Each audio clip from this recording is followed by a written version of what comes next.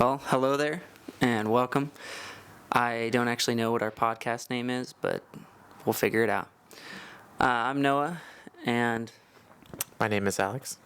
And I'm Gary.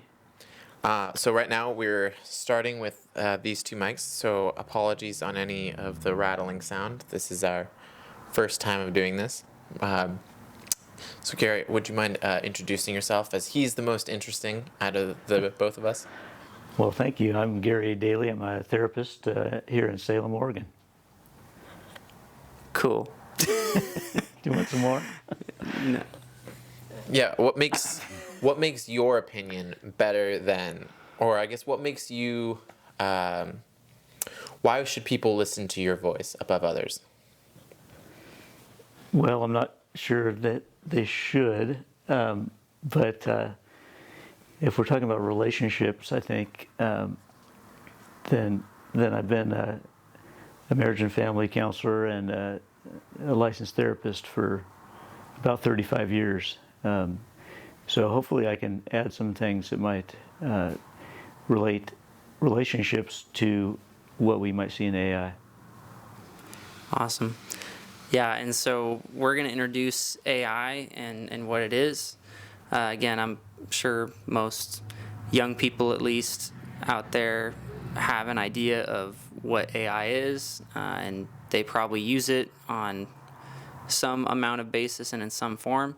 We're going to get into more maybe sophisticated AI, and especially what that looks like for the future as AI continues to get more advanced. So, Alex, what is in fact AI?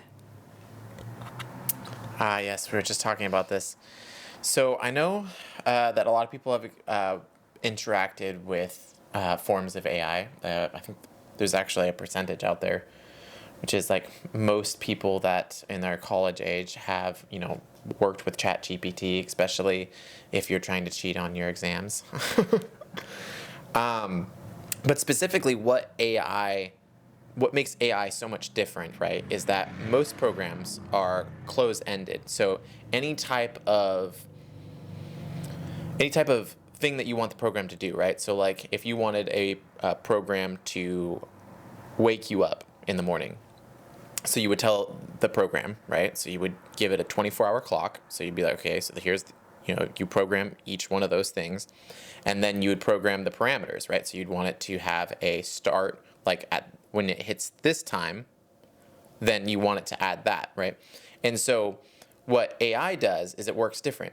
It works the same way, in a similar way, I guess, to a human mind. That's how they got the idea, which is that it has neurons. It's like electronic neurons, in a sense, where it basically takes photos and different things, and then it categorizes those.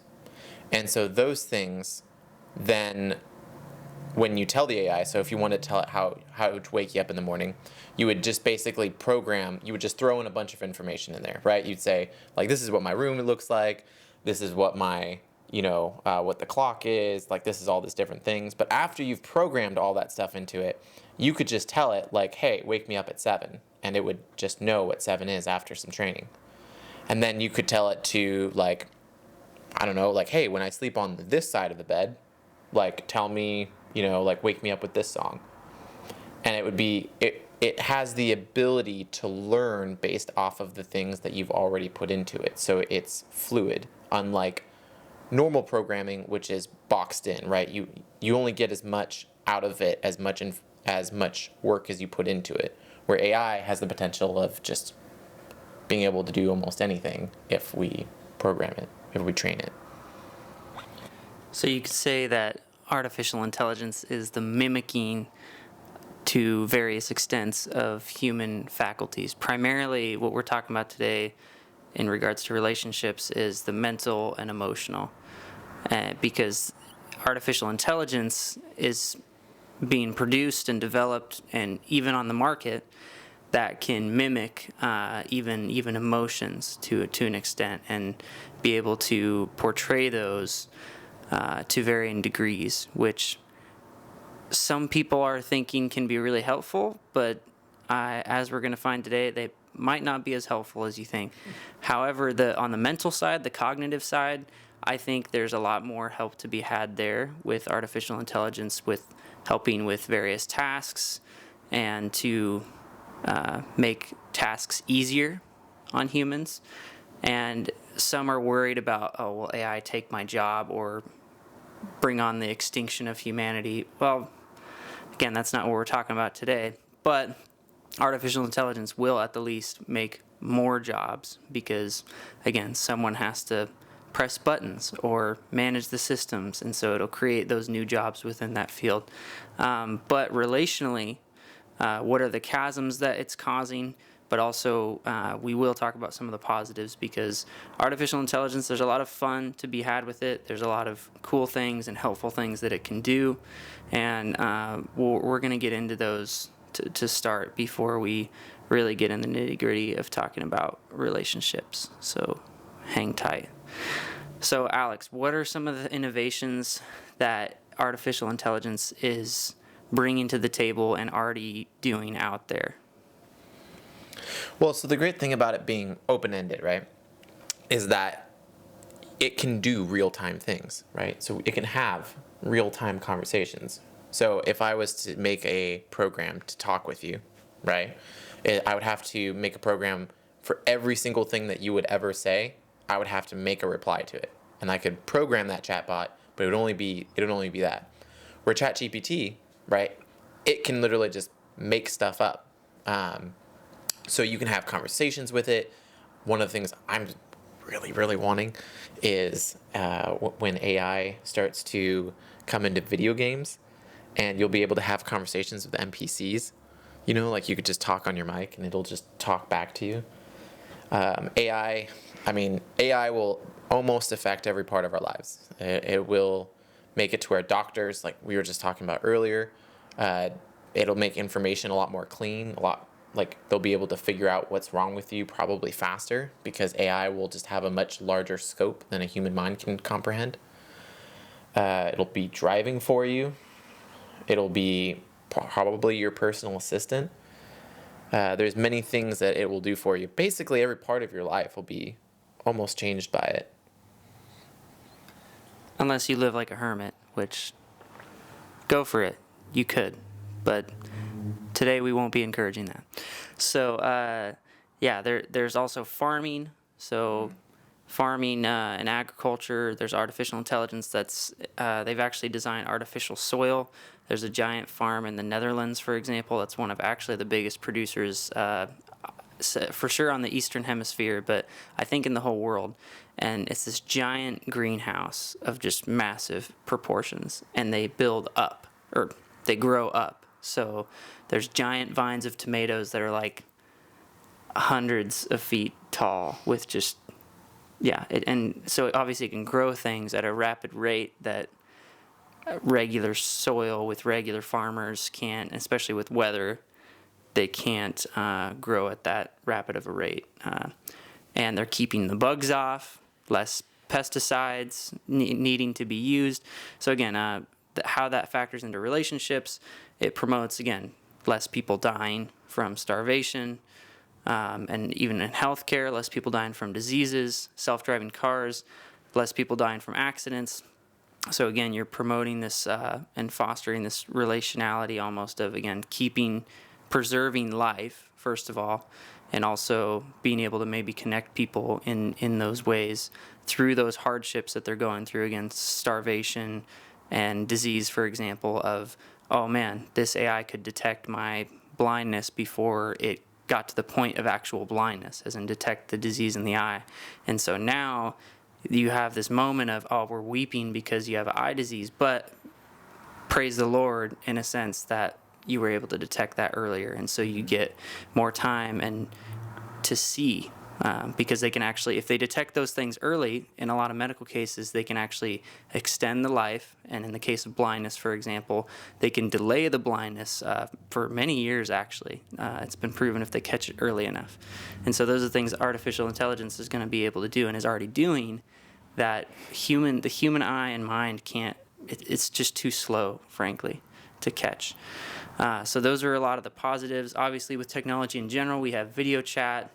which is technically not the artificial intelligence we're talking about, but for all intents and purposes, we have video chat that connects families and friends through distances of thousands, hundreds of miles, which of course is very relational, because if you can't have it in person, you can at least have some connection in the virtual realm with still another person on the other end. And so a lot of advances, a lot of good technology, but now as far as well, I guess before we get into the dangers, I'll ask Gary here about what do you think some of the positives are or could be with artificial intelligence in the realm of relationality? Because Sure. we're probably going to get into a lot of the nitty gritty with the dangers, but we do have to level with there's got to be some positives. So what are they? Well, and before I share too much more about that, I would say I work at a large group practice, so there's 120 of us there, therapists, and I do know that there's many of them, not all of them, but use AI to generate their notes after each session. So they might write just a skeleton idea of what's going on with the patient, maybe some symptoms they experienced this week, and the AI program that's being used will just write the whole note. We'll check for spelling errors, and I've seen some of the notes the therapists are using with that, and they're quite good, and they're approved by the insurance company because they're different. So they're using the same note for every patient or same type of note. They sound good. You can kind of polish them up just the way you want them, and they seem to be kind of the way to go. And in addition to that, in our practice management software, there's a whole page now. This is a brand new thing, just the last 2 weeks, called the AI page, I think it's called. And you type in any question you have as the therapist, and it will generate an answer based on the company protocols and what the company wants to see you doing, and it'll tailor an answer for you, so you don't have to call your secretary or bother a different division in the company. You just open this AI page that the company created and type in whatever question you might have, and it'll Bada bing, bada boom. yeah. It could be an HR question or a therapy question or a treatment plan issue. So I know we're using it. I know it's a new thing, but just to kind of let you know the different areas maybe that are using AI now that we've never thought of before. Yeah, and that's kind of, I've seen a lot of uses for AI, like what you're talking about with farming, talking about using it for notes. I personally use it quite a bit if I'm going through huge amounts of texts with people and I don't want to read the whole thing. I'll just put ChatGPT and ask it to tell me it in 50 words, Yeah. And so it seems pretty useful in these tool settings. But how do you feel about it? Because they're not just using it as tools now; they're using it to talk with people, right? To have interactions with people, because it is a language model.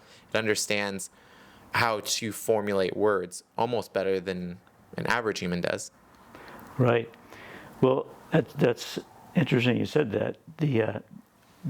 When we created the AI kind of information system in our practice, I noticed that there was some therapists who asked and were wondering, are there going to be therapists, AI therapists now that are going to replace us? And they were worried about their positions being cut. And so some other therapists sent in some research of this company that's actually doing this, or at least starting the process, where they're going to have you to be able to talk to the computer, and it'll be your therapist. It'll give you guidance, and based on all kinds of databases that it might have with mental illness and mental health, and I guess ostensibly you won't need a therapist because it's going to have really the best answer. And no matter what you ask it, what you're struggling with, it's going to think of the best answer based on research or the latest books or whatever's given it as the data. It'll give you the book smart answer. Yes, and I think it'll be great. I really do. I think it's for many things. I think it's going to give people probably pretty accurate information. Much like the 80s started this, but self-help books. There's tens of thousands of them, and they're great. They give you ideas if you're going through depression or marriage problems, and you could read, thousands of books on each topic now. And however, you're never going to find healing in a book or an AI therapist, even though the information will be accurate, possibly more accurate than I could give, because it's not going to mess up a data point. It's going to get all the data around the world and all the latest research. I couldn't possibly keep up with that. But you'll never find healing from that information or a book.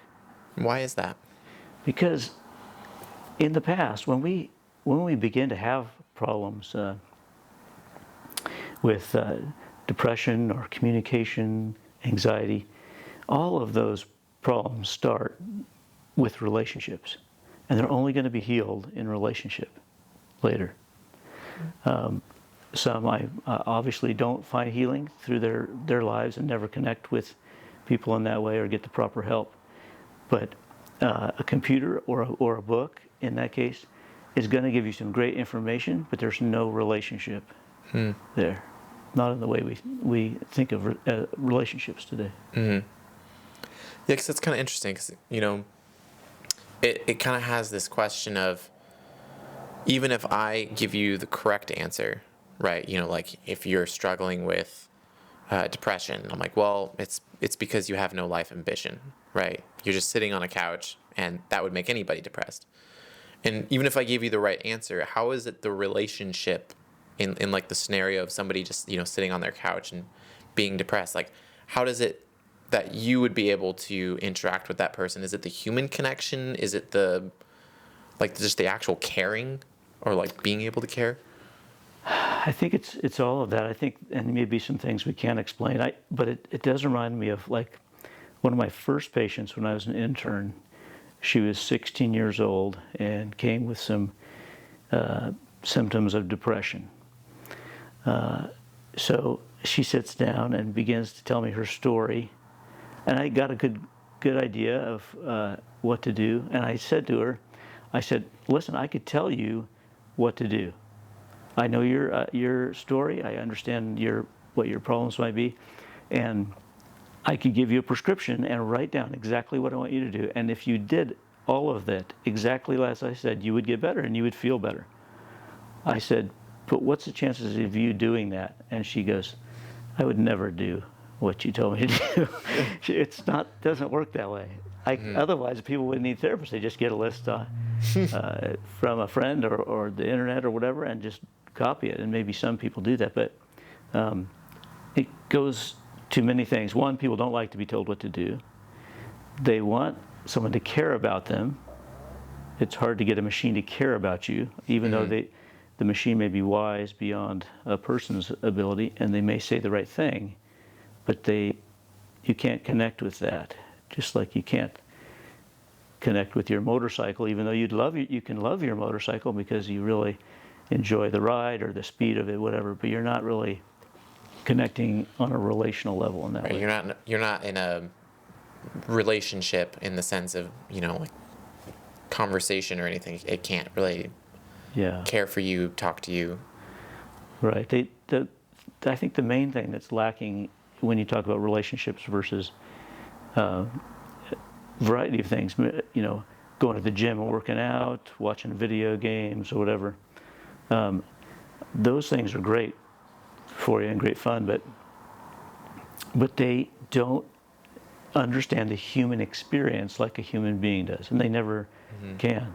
The human being understands where you're coming from and because we all have common things that we all experience. Now we have unique lives, but we have many commonalities that every person shares in the world, and so they connect with you. They know what you've been through to some degree. They know what it's like to be lonely or to have anxiety or whatever. So there's things that other beings besides humans can't relate to fully.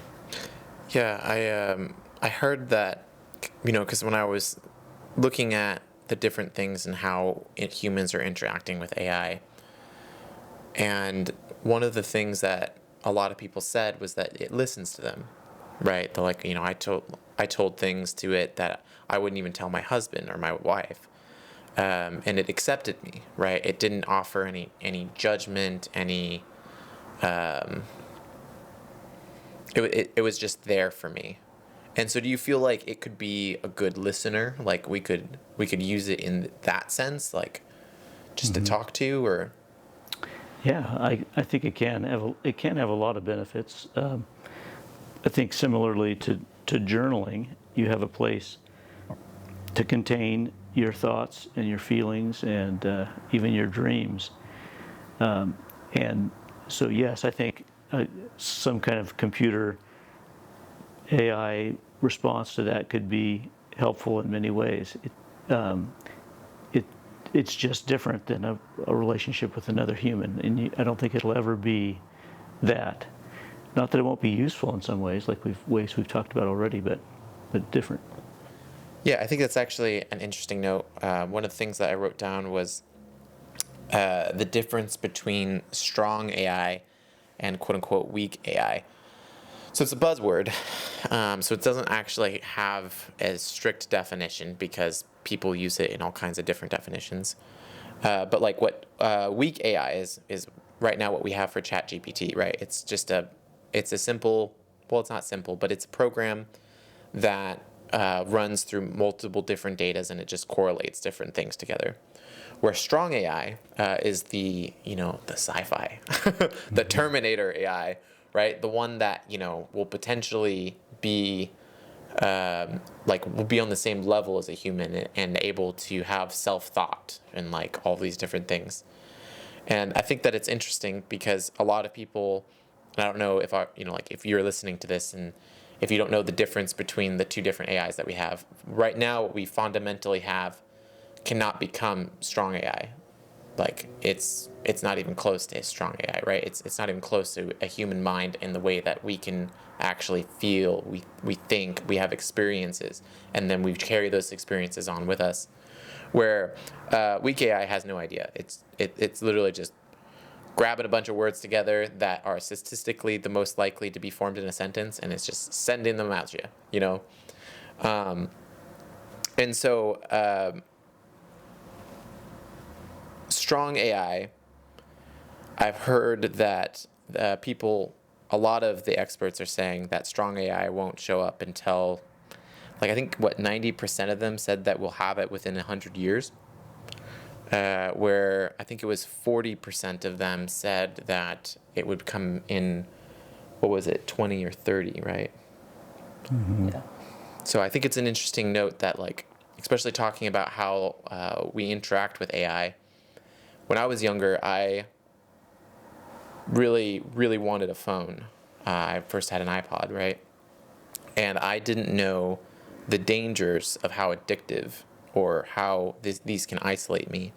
And so I think one of the things I really enjoy about this conversation is like what you're saying, right? Phones are useful. AI is useful. But it's only useful in the right parameters. Otherwise, it's harmful. Mm. It's only useful if it's not removing my ability to actually connect with people, my ability to talk with people or have these relationships. Well, another thought I have, and I don't have any expertise in the software part of AI by any means, but I was watching an interview with Sophia, and she's a kind of an AI robot, and she's fascinating. When you ask her questions, now I don't really know what's going on in her circuitry, but even her face itself, like she has a human front of her face, it just seems like she is literally Googling what you're asking her. You could see her eyes move, and she comes out with an answer that's very similar to what you would get on your computer if you typed that question in. It's totally great, and she talks it, and she's very cute. Now, the other thing that's missing though with her right now, but I think they'll get it soon, is she can't think forward and estimate things that might happen. Now, I'm sure that's coming soon, where she now can go future. Now, she can go past from data that's already been created. Now, I'm sure she'll be able to go future and estimate or even guess what's the best approach in the future to happen.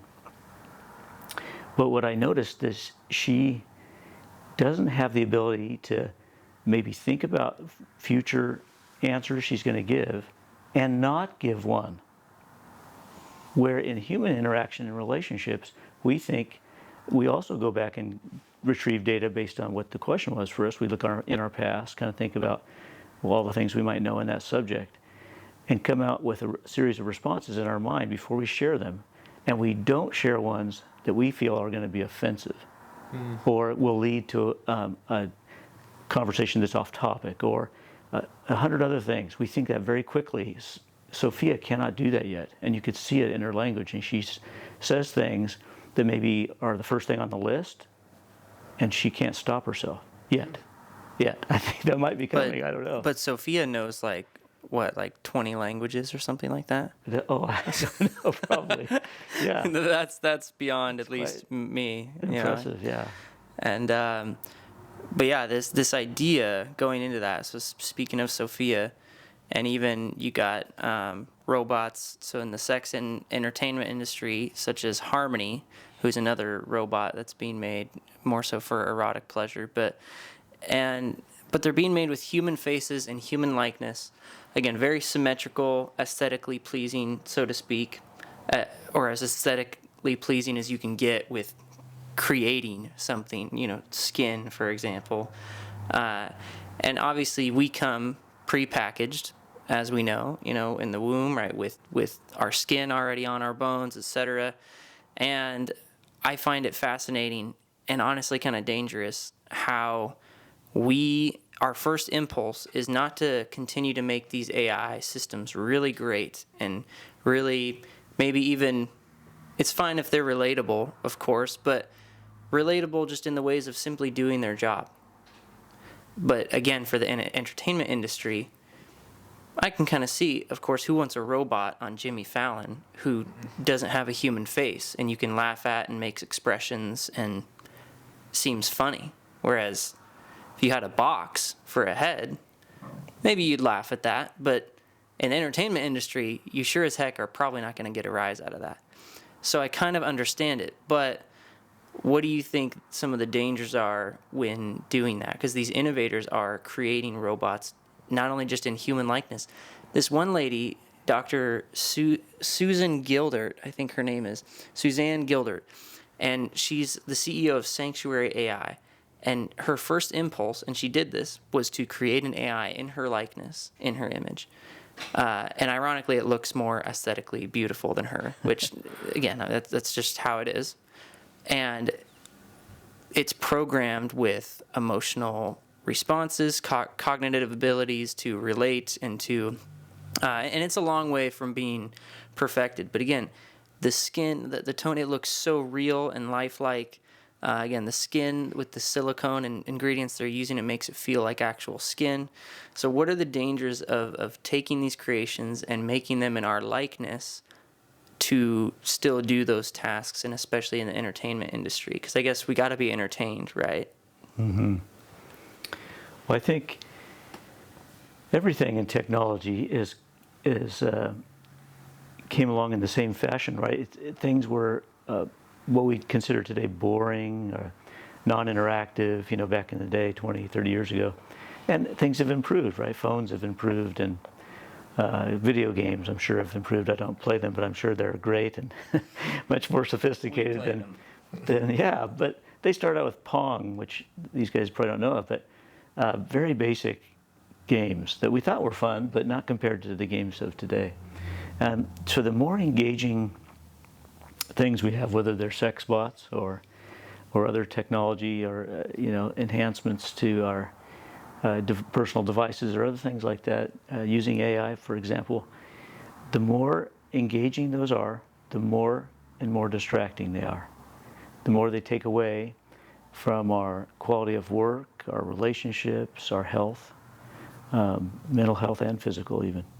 So while of course they're great, the phones of today are, well, we didn't have phones when I was a kid, so they're great. Certainly the good things have happened with them. But they're one more thing that takes away our time from those other things we just mentioned. And AI is supercharged that, right? So if you have an AI sex bot or other relational creature, it takes way more. It's even more interactive than our phones are or other devices. So Yeah. No, that's so if we're moving into this, right, and we're anticipating AI to be life changing, right? So we're going to be hit from multiple different directions. How do we engage with this? Like, how do we, you know, instead of getting addicted to your phone and then saying, "Oh shoot, I'm addicted," how do we like actually set parameters? Like, "Oh, this is how I'm going to interact with AI," so that way it can only aid me. right, that is a good question. I mean, I almost think of it as it has to start in families when the kids are young. And I notice that I see a lot of families, of course, and I see a kind of a wide variety of people where some people are maybe letting their children as they're young get way too engaged, I think, in TVs, tablets, and other kinds of video media. And there's lots of research that says that's not a good idea. But I also notice even young families, I notice a lot of families are kind of rebelling against that based on their own experience with their own phones and devices, and trying their best to help limit or eliminate technology in their small children as they're raising them. Some families do a better job, of course, than others. It's a struggle. As soon as the kids are exposed to a tablet or a phone, it's very difficult to take that back. I think it's possible. I think people give up too easy, but it's very difficult. It reminds me, though, of even sugar, or other food that's that is bad for us, but tastes really good.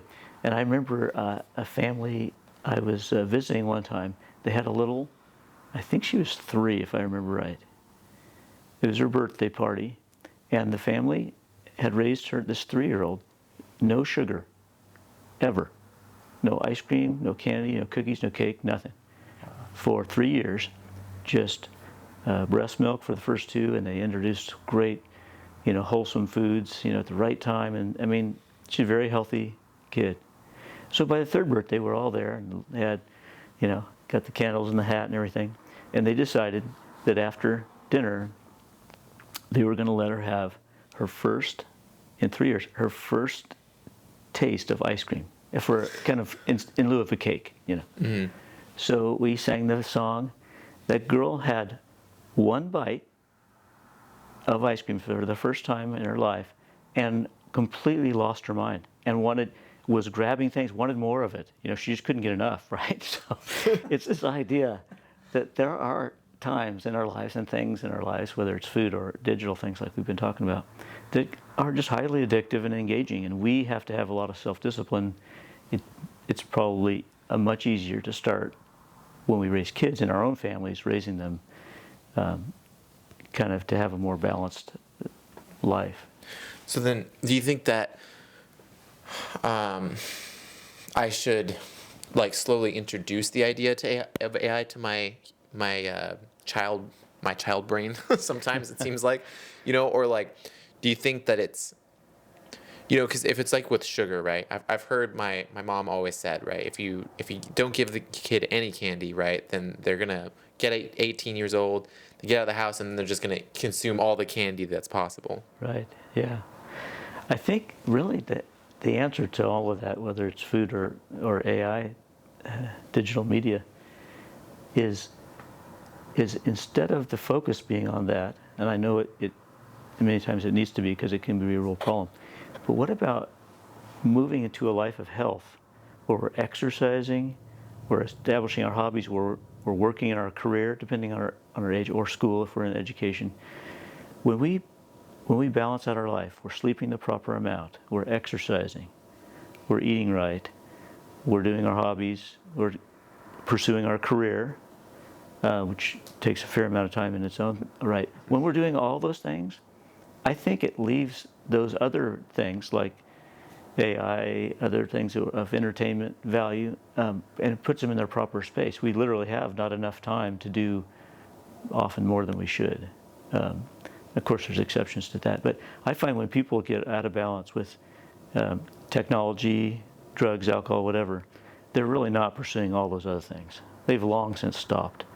They oversleep. They don't do any exercise. They have no friends. They're not pursuing their career. So I think if you balanced out the life, it might be might have a better shot at dealing with those kind of addictions to AI. So discipline. Imagine that. Probably. Discipline. That's And a good therapist. Yeah. and a good therapist. Yeah. It's. I think we can all agree too, for those watching too, discipline is hard. It's really difficult. I mean, I was talking to Gary just a few weeks ago of the medication idea of, is it possible to go off medication? Again, what happens if you're in another country or you're traveling or you lose your medication? Can you function, let's say, again, in the mental health realm, right? Can you function without that medication? And your response was, you can, but the amount of discipline and intentionality that requires is on a level that the average person just isn't necessarily at or doesn't have the fortitude to have.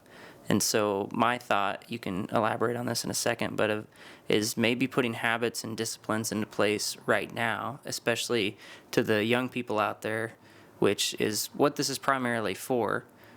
And obviously Alex and I are young too, but setting up disciplines and habits for ourselves that will set us up for success in this realm, in the relationship realm, of having these vibrant and healthy and positive relationships and these good outlets. And it's okay if it's a therapist, but again, the person on person and not just necessarily escaping into the digital realm.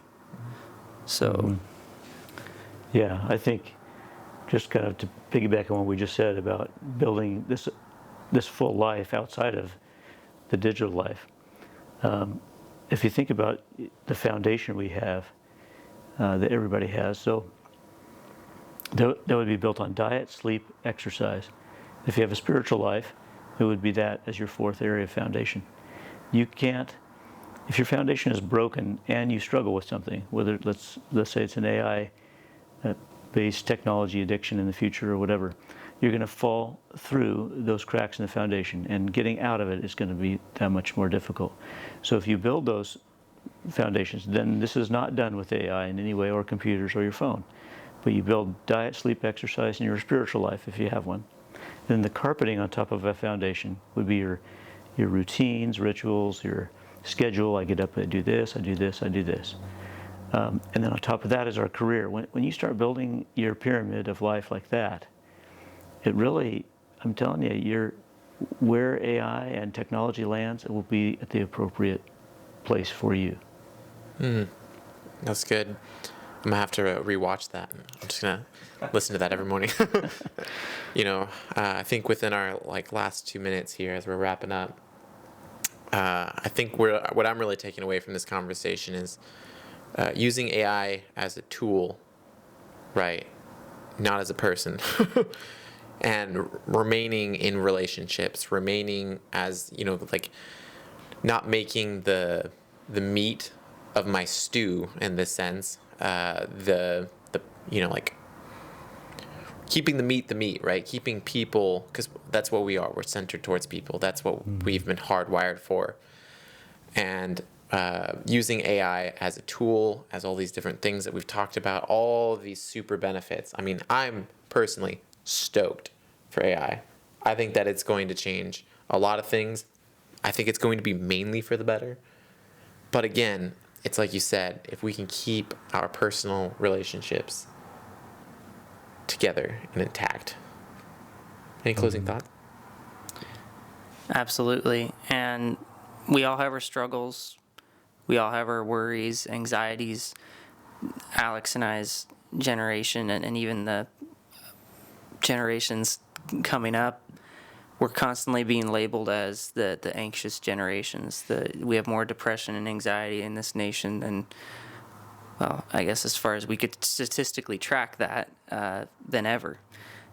We're worried about what seems like the most minuscule things, but I worry about them too. You're not alone.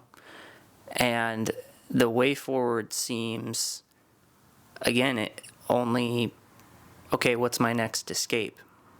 And that's dangerous, because what has to be at the forefront of all of our minds is really community, creating for ourselves and cultivating a community, but also leveling with the fact of, again, whether, doesn't matter what religion you believe in, or what belief system you have, or what spiritual practices you do. I believe we're made in the image of God, and that means each and every person has dignity and value assigned to them.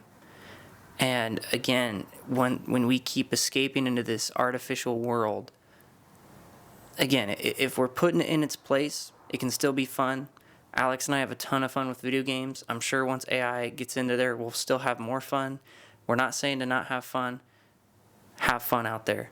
But be safe in the sense of relationally. Protect those spaces. Have boundaries within that, and set up for yourself, set up success in that. Because God said in Genesis 2, it's not good for man to be alone. And I'm not just trying to preach at you, but I believe it's not good for man to be alone, or man or woman. And we see that time and time again with this technology. And the more we retreat into this escapism, the more addictive our personalities get. The research is showing that. It's already out there. You can look up articles about artificial intelligence and loneliness. There's this article called "One is the Loneliest Number." Highly recommend it if you're thinking this might be bogus or aren't sure about how to research all this. I would start there, because it is showing that we are increasingly the loneliest generation, and even the upcoming ones. And it's because we're trying to escape into this digital realm, which the digital realm is so amazing. I mean, it's visually spectacular, it's eye-catching, but if that's all our lives are, if that's all we have to look forward to at the end of the day, we're fooling ourselves into this fake virtual reality and we're missing what's right in front of us.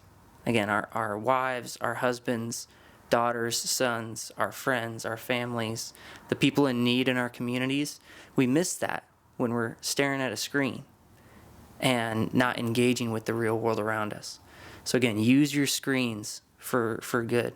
Let's use our screens for productivity. Let's use our devices, robots, whatever may come in the future, for productivity, and to engage with issues in our society, injustices, engaging with the poor, the orphans, the widows out there, and taking care of people. Get to know your neighbors. Start meeting your neighbors. There's so many young people now, they don't even know who their neighbors are. They have no idea what's happening in their streets or their city sometimes even. So again, find out what's happening in your neighborhood. Find out what's happening in your city. Get out in the city and do some fun things with your friends. Again, for your video gamers out there, continue to meet online with your buddies and your friends, but also try to meet in person. Maybe find some gamers in your area who are in person. Come over to each other's houses. Bring your PCs, bring your Xboxes, PlayStations, whatever, and engage in those dialogues and have fun with it. We're not saying to just throw a pity party and throw all the technology out, but again, set parameters and boundaries so you can flourish and so you can see your community flourish. Because we can complain about crime and all that all day, but it's not going to change until we really step into relationships. So, Gary, do you have any closing thoughts? Well, I think it's been an interesting discussion. I think it's in the next 5 or 10 years that things are really going to change with AI, and it's going to get better. But ultimately, the effect, I think the main effect it's going to have is if the last 20 years has been any teacher to this, the main effect is going to be a more interactive personal device. Now, I don't know anything about the computing of it, but that's where relationally people have really struggled, at least in the counseling office. it's in these personal devices that they can take with them. You can't take your big PC and 42-inch screen down the road with you, but you could take your personal device. And when AI gets on there in a more interactive way, the problems that I see with addictions to cell phones and its effect on families and marriages is going to be exponentially changed in the next 5 or 10 years, or whenever the technology gets there. But so if we're diligent now and maybe help people to see some of these things now, maybe we have a shot. Awesome. Well, yeah, we appreciate you joining us for this episode, hopefully one of many, even talking about AI, but maybe even other issues as well. And thanks to our viewers. Hit the like button and subscribe. And thanks for listening. I'm Noah. Alex? I'm Gary. And yeah, thanks for watching. All right.